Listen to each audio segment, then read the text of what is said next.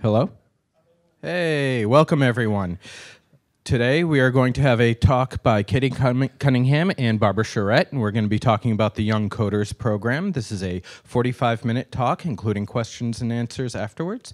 Could everybody give a nice warm round of applause for the speakers?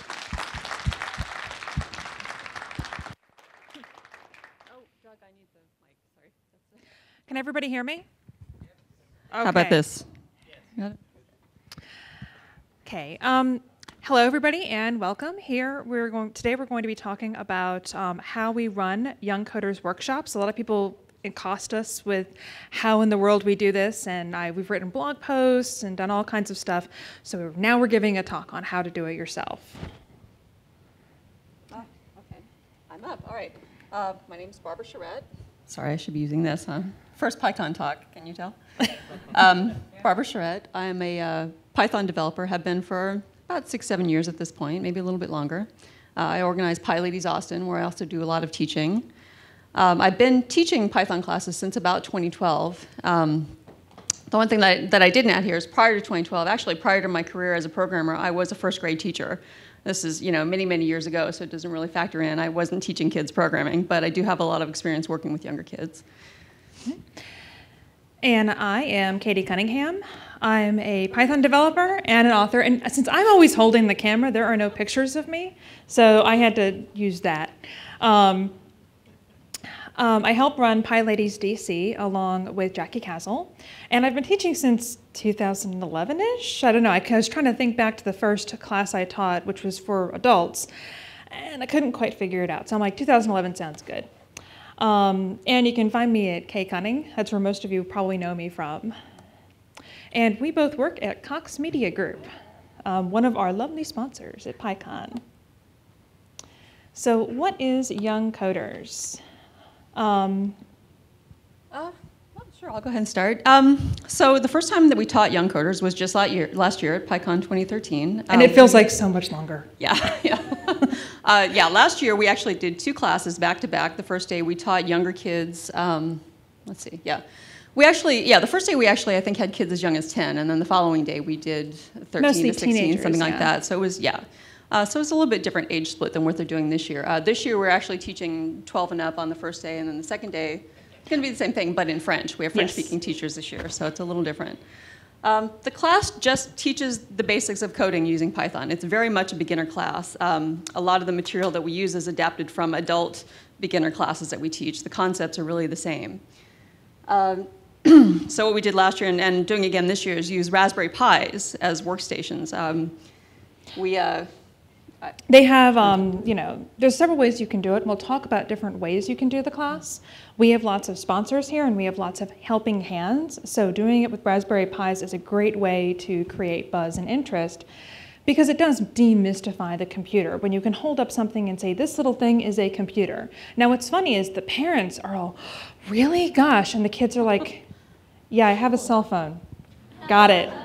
They're not as impressed, but they do like the fact they get to take them home.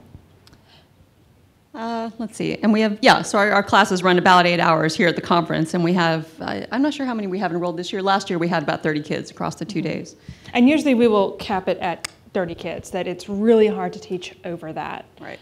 Well, actually I want to add one more thing. One of the things that's happened since we started doing this class last year, let me know if I'm not loud enough, by the way, is that we've had a lot of people come to us asking, well, how can I teach this class myself? People want to do it not just at local regional conferences, but also through their local user groups and local schools, So we're going to try and go through the things that you need to put on a class like this at whatever level you're talking about. Yeah, and it can feel daunting, but trust me, if you take it step by step, it's actually quite easy to put one of these classes. Yeah.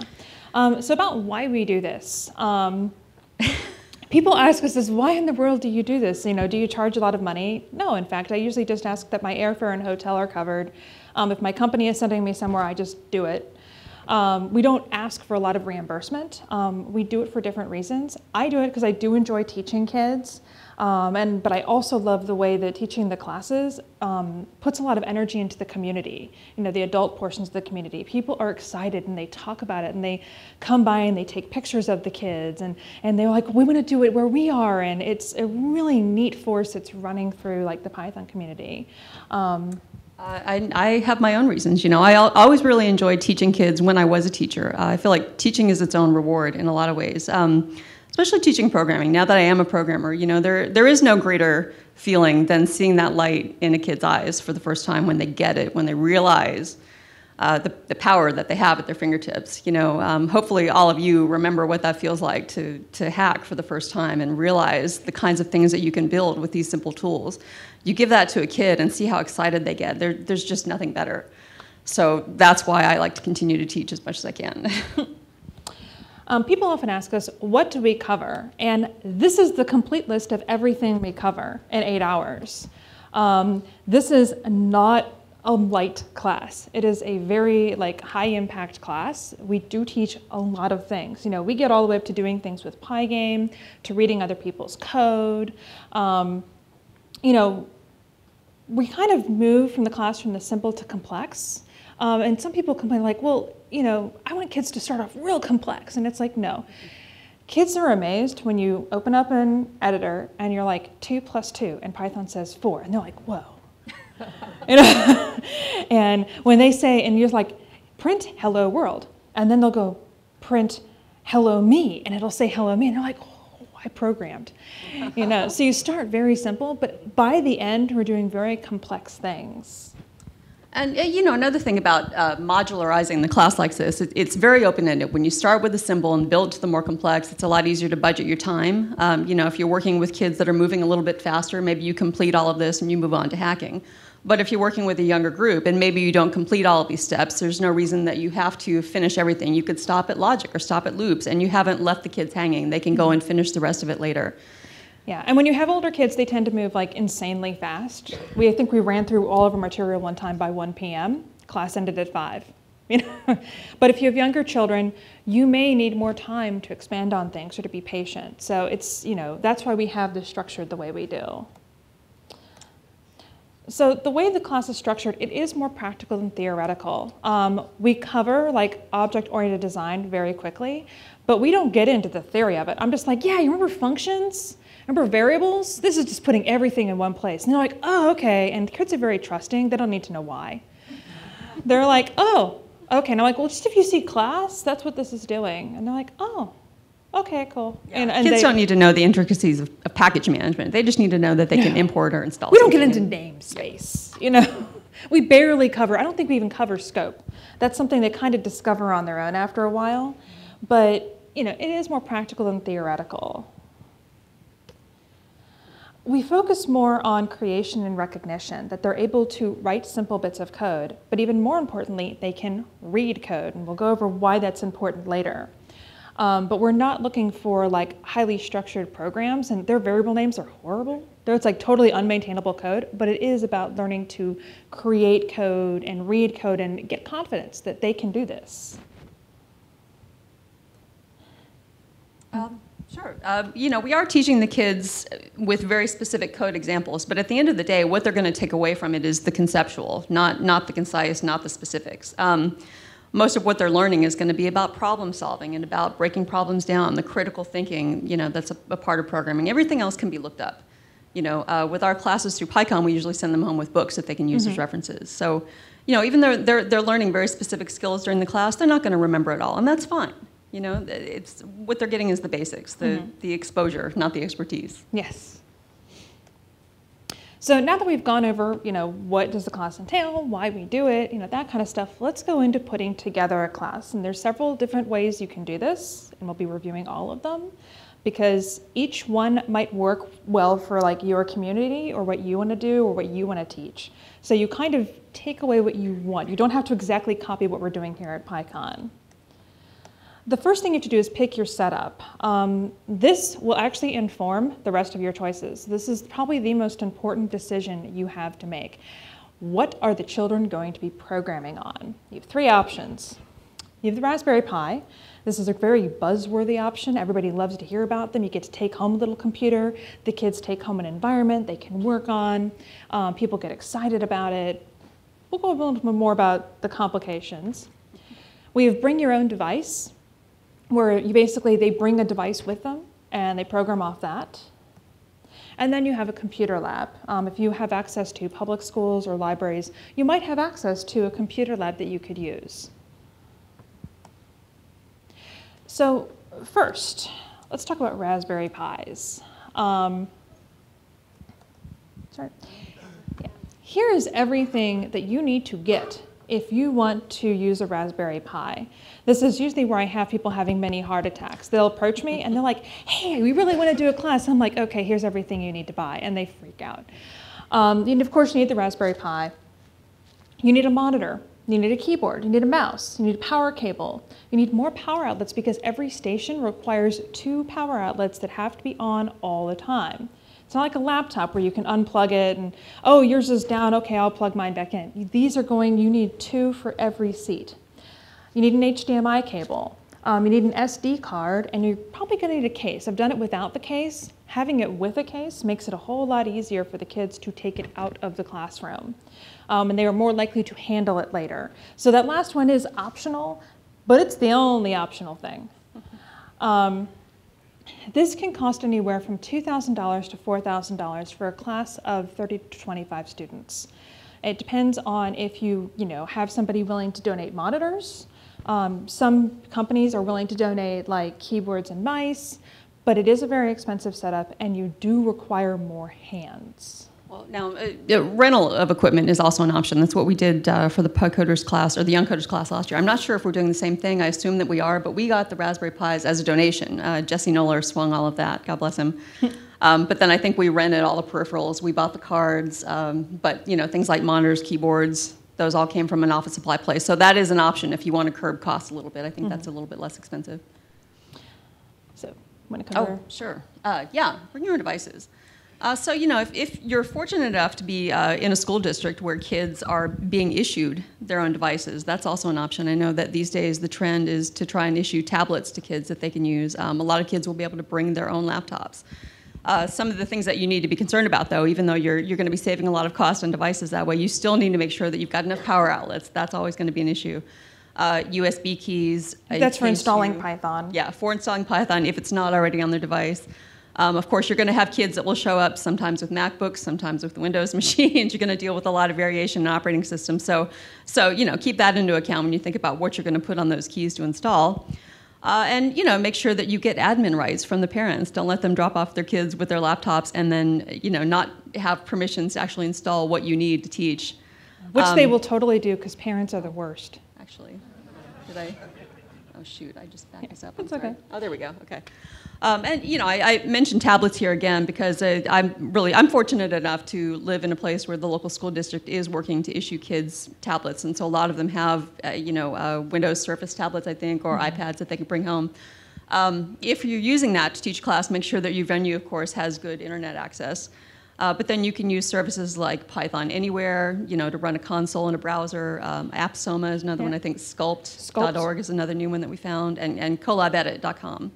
And we'll list all those later on and talk about some of those too. Sometimes you have access to a lab. You might have access to a lab. My state has labs and libraries. Colleges will often rent them out or just give them for free.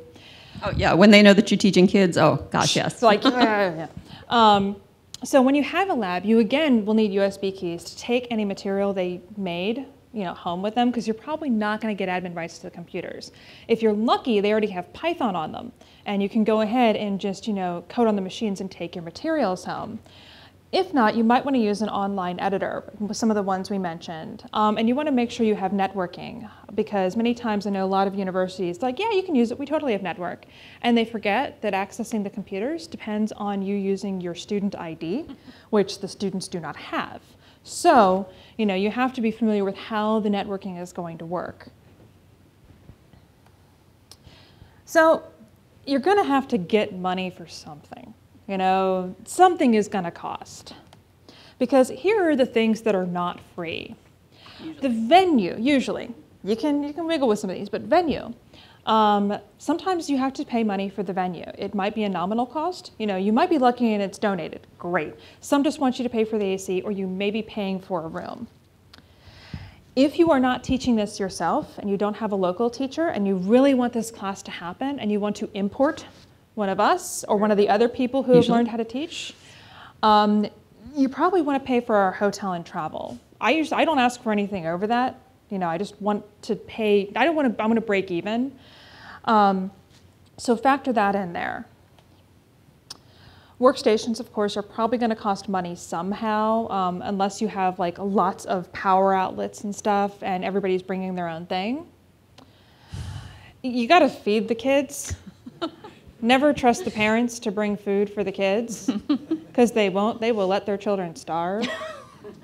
Just parents, okay, I love parents. I do say parents are the worst, but sometimes, yeah, parents are like, wow, well, you didn't. We've got witnesses here. We can ask. I don't know. Yeah, they will totally. They're like, yeah, just let the kids starve, which I did have happen. The kids had to pay for their own lunch, and probably a quarter of the kids were dropped off with no money. And I was like, great, awesome. We had to order a pizza at the last minute. And insurance. Some places, this actually happened at Pi Tennessee, that if you have people underneath a certain age, your insurance goes up for this thing. And we weren't paying for the insurance, but the host was like, yeah, no, okay, 12 and up, solid cutoff, because anything younger than that, and we were paying more insurance. Sure, and what you need and whether you need it, of course, is going to depend on the venue. Yeah. So always consider that when you're considering what venue to use. Yeah, and talk to the venue. Like, the venue is the one who knows their insurance. It's their job to get the insurance, but you have to be honest. Like 12 and up, you can't say I'm teaching a Python class and then show up with kids. So ways you can get money. Okay, so here's where you start leveraging your local user group. There's a good chance that someone that you know has an employee or employer rather that would be thrilled to sponsor these classes. I mean, it's nothing but goodwill for these companies. They may not have a product that will appeal to the kids, sure, but they will definitely be able to appeal to the parents. You can get, well, here we go. Let's see. You can get a sponsor that will, plaster their name all over the Eventbrite page or the Meetup or whatever you use to organize the event. As we do here, pair with another event, pair with a local or regional conference, pair with, not PyCon, because we're already doing that. But you can also pair with larger groups like Cyber Jiu-Jitsu or Black Girls Code, or people that already have like space and time and know what they're doing, and say, hey, I'd like for one of your meetings to be this class. And they're like, cool, let's do it. Let's see. Well, I guess, yeah, that covers that. Big name sponsors, they. Don't be afraid to ask Google for money. Sure. Yeah, they love goodwill. They love to not appear evil. So when you're picking your venue, hopefully you have a choice of venues. Sometimes you don't. But when you're trying to find a venue, free is totally possible. You can find free or extremely cheap venues. You might check your local library. They often have computer labs or places where you can at least plug in laptops. There are boys and girls clubs. These days, a lot of them have computer labs, or they have spaces where you can set up stuff. It's not just all basketball courts anymore. Co-working spaces, you're more familiar with these. Yeah, actually, we have a couple of co-working spaces in Austin that we use, mostly for PyLadies classes, for adult classes, but once they hear that you're teaching, they're happy to donate their space. A lot of them have big meeting spaces that are already set up with projectors, and they've got power outlets. They're ready for classes like this. We've never actually had one ask for a fee. Usually they just want to make sure that they know when it's going to be, so they have someone on staff to keep the lights on, keep the air on, whatever. But in Austin, they've been very generous about giving us space for classes, and I would imagine the same would be true with kids' classes. And local users groups, well, they're user groups, so they probably meet somewhere. They probably already have a space, and so you might ask them for their space. Some of them actually, they can go to their employers and say, hey, can you keep the AC on so we can run a class here? I've had this several times for PyLadies events where we've taken over local startups just for a weekend. And most of them have been more than happy. They're like, sure, here's the space, here's the fridge, have at it. We get all the coffee pods we want. Because kids love coffee, Yeah. So it's important with this that when you're planning this, you have to gather your tribe. You cannot do this alone. There is no way you can do this alone. We would not be standing here if it was not for, like at least half a dozen to a dozen people who helped us out in some way to teach this class. Yeah, get your name. Actually, can I do a quick shout out? Yeah. I just want to thank, between last year and this year, obviously we wouldn't have been able to plan PyCoders or young coders alone. We were the faces of the classes, I guess. But, last year we relied so much on the talents of Jesse, Jesse Noller, Eva, Lynn Root, Noah, of course. I don't think we would have gotten our classroom set up without Noah Kantrowitz. So I don't think he's here, but he's great. No, there he is. And he's he's here. The best. Yes, awesome. And this year, of course, we've got, Matthew and Diana who have really helped a lot. Eva, again, has been instrumental in getting us all set up. And, of course, we got 2 French-speaking teachers for tomorrow who I've not met yet. Mm-hmm. And then our team of volunteers. Here we go. Yeah. So, and thank you, for the teachers and the volunteers that are helping out. So it really does take a team, especially for an event the size of Young Coders here at PyCon. Yeah. We've easily had, a dozen people involved in getting it off the ground every year. Mm. You will need, when you're gathering your little tribe of people who's going to put this together, you are going to need teachers or teacher. Now here's a warning. If you get about 8 hours per teacher. Once you get more than 8 hours out of them, we basically crawl to the bar and drink. I've done this once where I taught 2 8-hour classes back to back, and I wanted to die. Oh yeah. Well, last year we did 2 back-to-back classes. The 2 of us traded off over 2 days, and we were just exhausted. Yeah. So you'll get about 8 hours out of a teacher. So keep that in mind. If you want to do this, make it a 2-day event. You need 1 teacher one day, another teacher another day. Or better yet, 2 teachers each day. The more you can add to the class, the better. You will need TAs. You'll need about a 4-to-1 ratio. So 4 students, and I usually count the teachers in that because we'll also walk around and make sure everything's okay. But things go wrong, and unfortunately the kids are behind the screen, so you can't see them. So you need the TAs to jump in when something's going wrong because most kids do not raise their hands.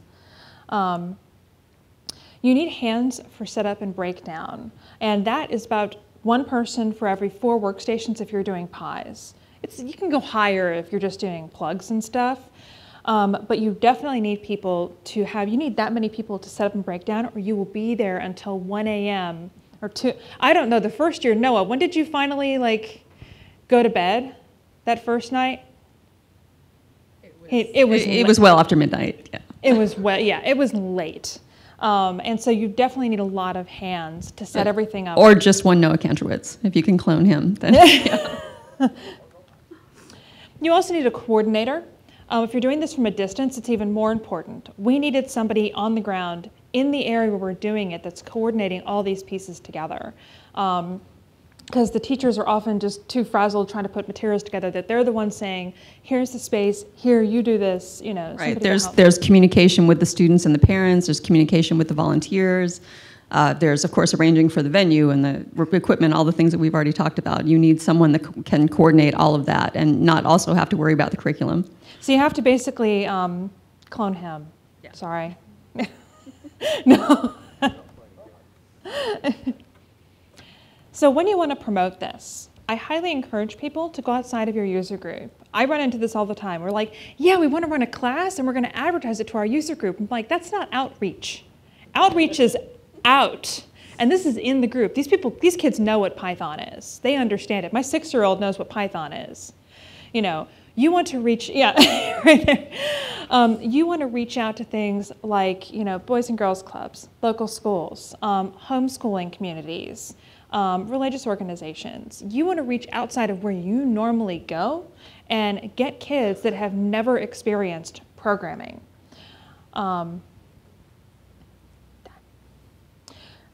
Do not worry about empty seats. You will not have empty seats. When word spreads, there's a free programming class. The parents will show up. I think even if you don't promote it, they'll find you somehow. They always do. Yeah, they'll find you. I've never had an empty seat. I usually have a wait list that's 3 times as long as the number of seats I have. Partner up. There are many youth groups, Girl Scouts, Boy Scouts, girls. Oh, yeah, in Austin, we have an organization called Girl Start that actually, they focus mainly on hard sciences. They're very focused on getting girls into STEM programs. And they don't typically do a lot with computer science, but once they heard about our classes, they were on board and have been really great about helping to communicate them. So if you've got something like that in your area, those are great organizations to reach out to. And often they come with ready-made volunteers. I partnered with Cyber Jiu-Jitsu girls, and I said, I need volunteers. And they're like, Tim, we got volunteers. And they told me we had 2 hours to set up 30 workstations. I'm like, we can't do it. No, we can do it. Now, don't you think you can do it? But because these people had set these up, and within 2 hours, everything was set up. They were the best volunteers. So, partnering up, you get free volunteers. You don't have to go beg. It's great. Oh, and open registration later, not earlier, because parents are awful. And they will sign up their kids the second they see it, and then they'll totally forget, and they just won't show up. So opening it up later means they're not going to double book themselves. So, go ahead and promote the class a month or 2 months out. Let people know it's coming so they can save the date, but don't actually let them register until maybe a couple weeks beforehand. I usually do too. Yeah. So, running the class. The week before, need to send out forms. I want to talk about what's on those forms? Actually, I think you have had more experience with All right, these forms. There's a lot of stuff on these forms. You basically say, we have video rights to your children. We have photo rights. If you do not sign these away, your child cannot be in the class. I'm not going to remember which child I can't take pictures of. Do they have any allergies? Who can pick up the child? What is your phone number? Can I reach you at that phone number? Are you sure I can reach you at that phone number? You acknowledge that you'll be picking up this child by 4, and if you do not pick them up by 5, I will be selling your child. This is how much lunch costs. You have to leave this money with this child, or they will not eat.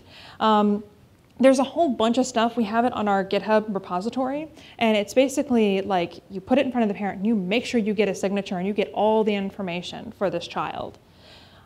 Because we're having all kinds of pandemics first year.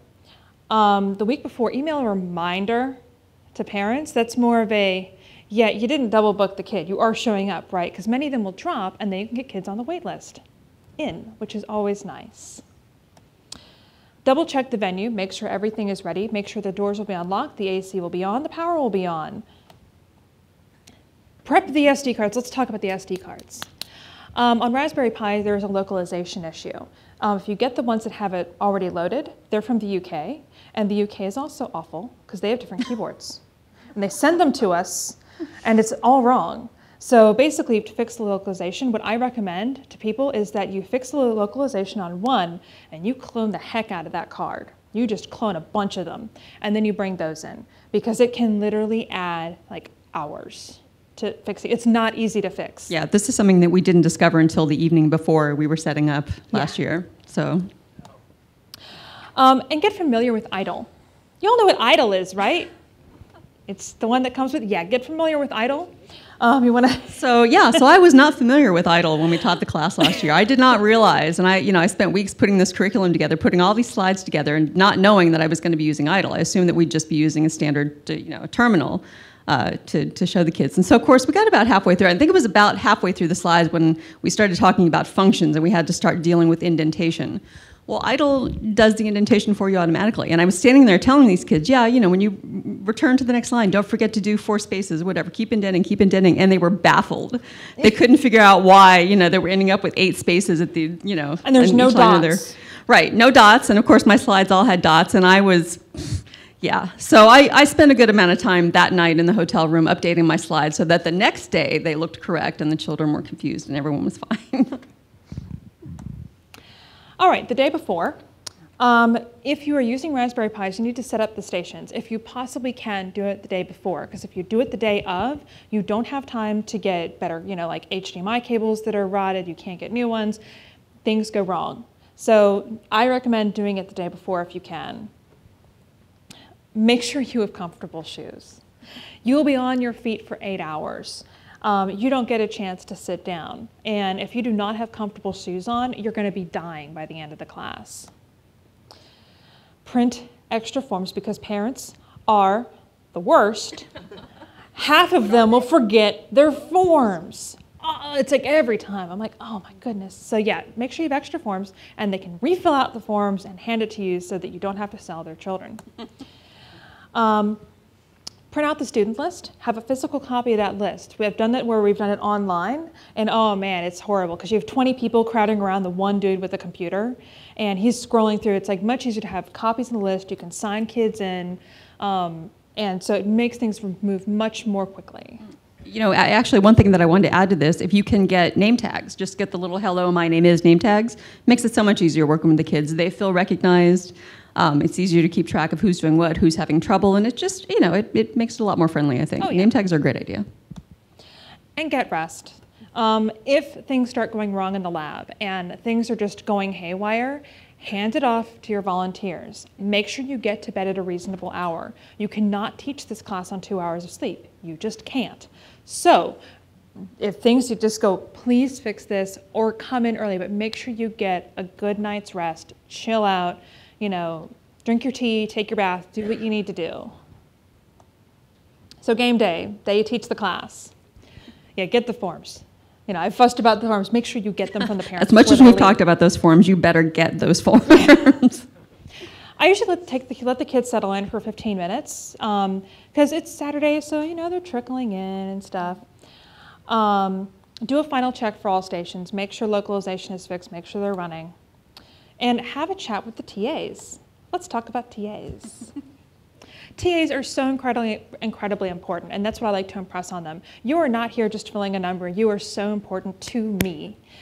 I ask them to wait before jumping in. They'll see kids like have an error, but chances are they're just screwing around. So just leave them alone. You know, let them see if they fix it themselves. Yeah, it takes a little time, but after a bit, you'll start to see when kids are genuinely baffled and genuinely having trouble. But usually if you give them a few minutes to work out a problem, they'll figure it out on their own. Watch the kids' body language. You know, I ask them because I can't see them. They're behind monitors. So watch for the slumped shoulders. Watch for this, like, looking around like this. Watch for the uncertain child behavior. Also, I teach them how to reset the Pi and get idle restarted, you know, on the different... Can I tell a story here? This actually became really important last year, especially with the younger kids. We were, I think we were learning how to multiply strings, and of course we had a class full of 9, 10, 11-year-olds, and the first thing they started doing was learning how to, you know, multiply the word hello by 5 million. Well, Raspberry Pi, it's a computer, but it's a very small computer. It's not have a lot of processing power. So when you're multiplying a word by 5 million, everything freezes. Now we said 250. Right. Yeah. We didn't tell them to do that. They just decided 5 million sounded good. So we spent a good amount of time restarting the Pis. Yeah. And when parents TA, I usually wait. Parents are what? Parents are the worst. The worst? I usually, if the child has learning disability, then I am okay with them sitting with the child. But at that point, I consider it a one-to-one pairing. They are not helping any other children. And I have had this occasionally, and it's perfectly fine. I'm perfectly okay with that. If the child is perfectly fine and does not have any learning disabilities that require one-to-one interaction, I usually tell the parent, do not talk to your child during the class. Go help those kids. Because what happens is the parents jump in too soon and then are like glue and you can't get them off. It's like, he's fine. He'll get loops. Just leave him alone, you know. And other kids don't get helped, and they over-obsess about the one child, and it's like, no, just help these kids over here.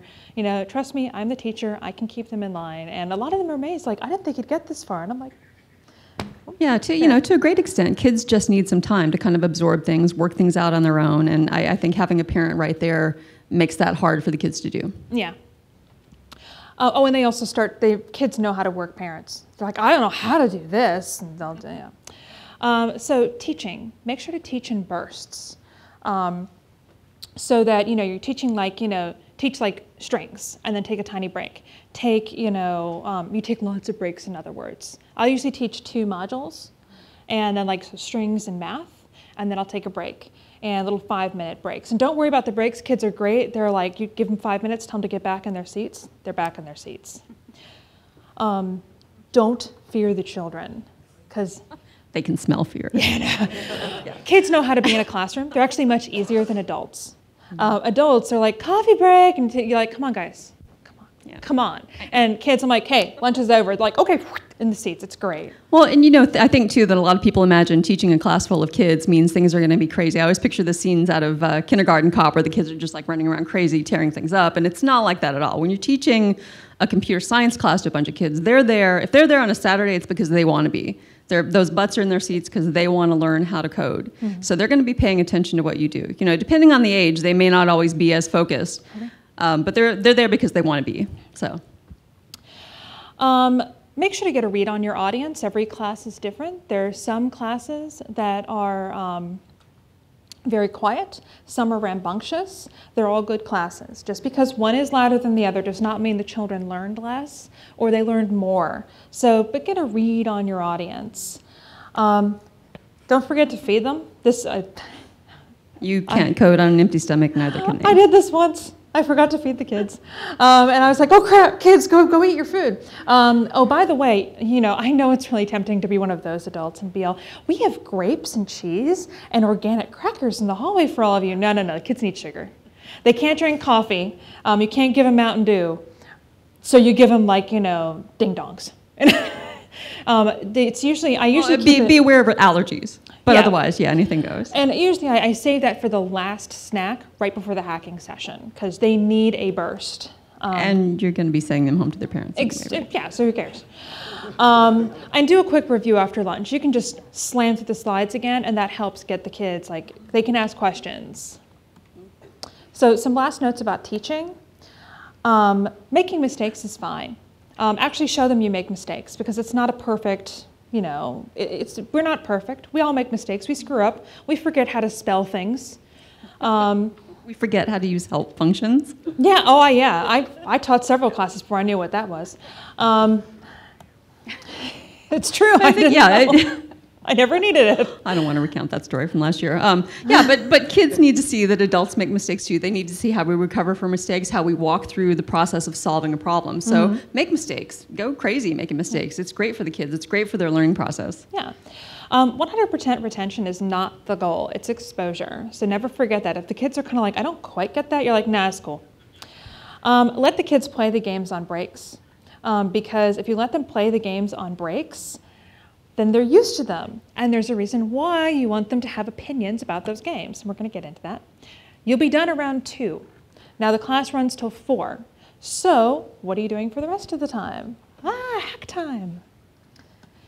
We use the games from this book, Making Games with Python and Pygame. They're actually already on the Raspberry Pis if you get the Raspbian load. Move my thing off. Oh, well. There we go. You don't get to see the book anymore, sorry. This is what happens when you trade back and forth too many times. So first, pick a game. You do need to download these onto your laptop, but they're free.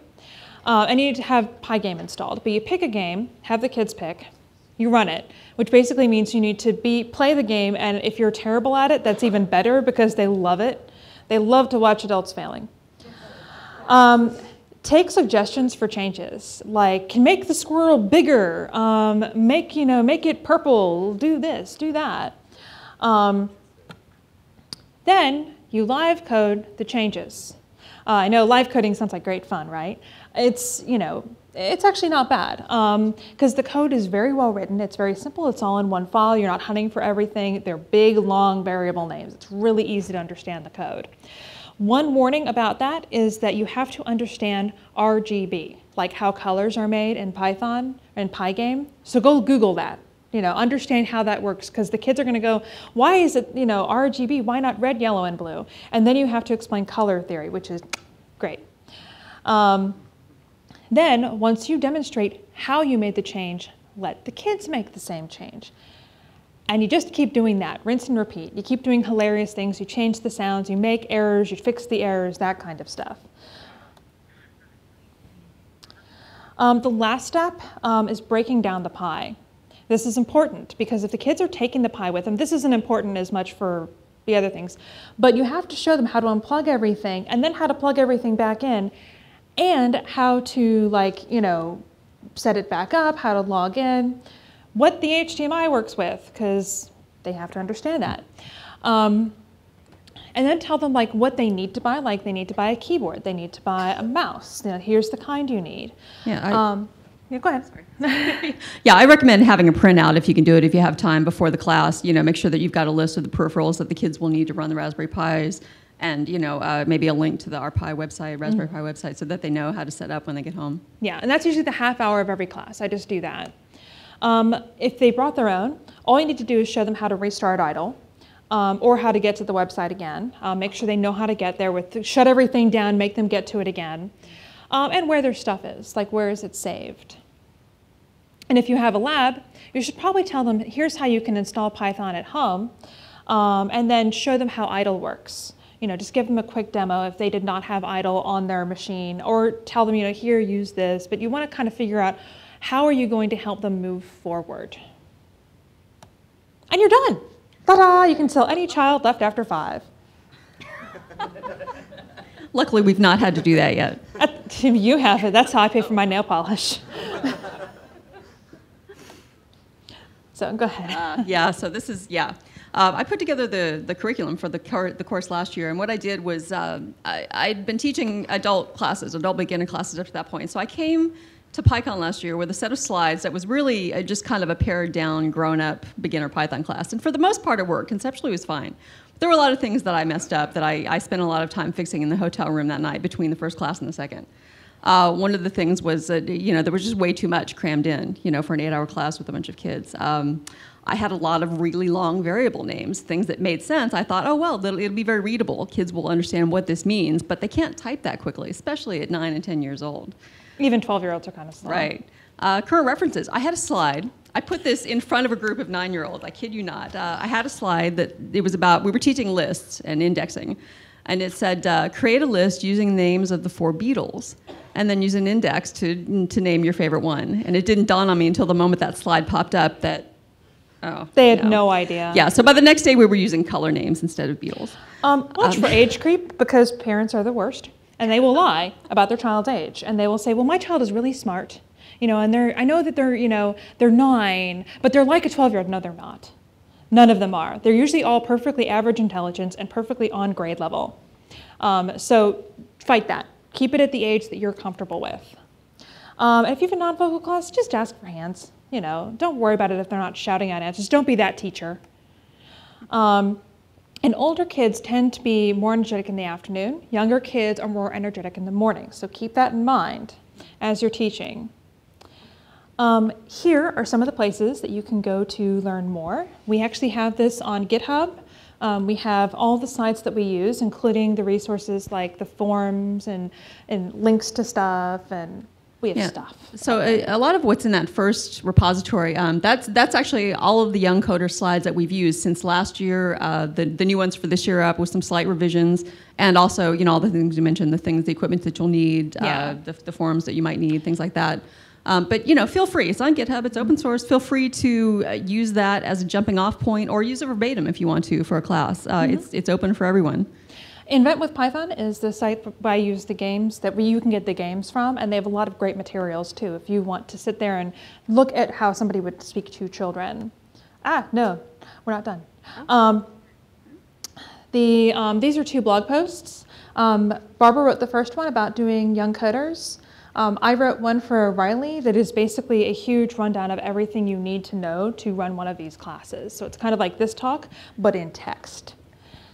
Yeah, they're basically just rundowns. Of course, mine was a follow-up right after we taught the class last year. Obviously, we've learned a lot more since then, so it's not as complete. Hers is probably the one that you want to read, the one up on O'Reilly. But they're both pretty complete in terms of the basics that you'll need. And when we have these slides up, these are actually probably this is the latest iteration of what we've learned, because that post is still old. It's from August of last year. Yeah. And unfortunately, the slides for this talk are not up yet, but we will be putting them up shortly. So, pay attention to our Twitter accounts and you'll find them. We don't really have time for questions. Okay, I'm sorry. Have we run out already? No, we're good. We're good. I think we started a few minutes late, so we may have time. Okay. So, do we have any questions? There's a mic right there in the center, in this aisle. Hello. Hi. Do you have any experience using IPython Notebook or Arduino with some of these classes? I tend to try to imitate what the children are going to see, because the first thing they will say is they'll be all, hey, mine doesn't look like that. So you tend to want to use the same exact thing you're going to have working on them. Now, if you want to try and get IPython Notebook working on a Pi and copy that over, that would work well. But if they're using idle, you should use idle. Yeah, I think IPython Notebook is a really great tool, and I would like to develop a class at some point to use it. But it's just, for what we're doing, teaching simple concepts, just using a console, it's been easier to just... Beginners scare easy. Yeah. So, yes. This is more of a comment to add to your list of potential places to look for space and help, is to reach out to your local Fab Lab makerspace or hackerspace. Yes. Yes, thank My you. group is We Fab also Labs- have a makerspace in Austin that has offered us Yes, some space. absolutely. Thank you. Thank you very much. So you guys have both taught beginner adults as well as children. What are the most striking differences that you've seen between Adults those two groups? adults are hard to wrangle. That they're like, I haven't had all my coffee yet, and they're like really hard to wrangle. Yeah, and they type faster. Yeah, But that's, they you do. know, as far as I'm concerned, a beginner is a beginner, and the concepts really translate well across, any age group. Yeah, and kids are more accepting. They're like, I'm like, that's because I said so. Oh, okay. Yeah. They're fine. Yes. Do you have any experience like with Scratch or anything like that? I taught kids in England using Scratch as opposed to Python. Just curious. Scratch is great for kids that can't type very well yet. I've played with it a bit and made it done goofy things, and it actually comes on the Raspberry Pi. So you could actually take this setup and use it to teach Scratch because it's already there. It's just the parts with Python that won't work. It's awesome for kids that are younger than 12, I think. Just because it really works well for them, because you do need to be able to type and read quickly. So. I'm sorry, I'm going to sneak in on the last question. It's going to lead the witness. Python Software Foundation Grant Outreach and Education Committee? Yes, well, I don't know. Yeah, you can ask the PSF for money. I've done that. I've not actually done that yet. Oh yeah, you can totally ask them for money. Yeah, like I'm doing it with another one of your classes. I'm not sure what the process is, however. I'm sure it's on the website. I'll speak to that at some point. Well, thank you very much, Katie and Barbara. It's been a great talk. Thank you.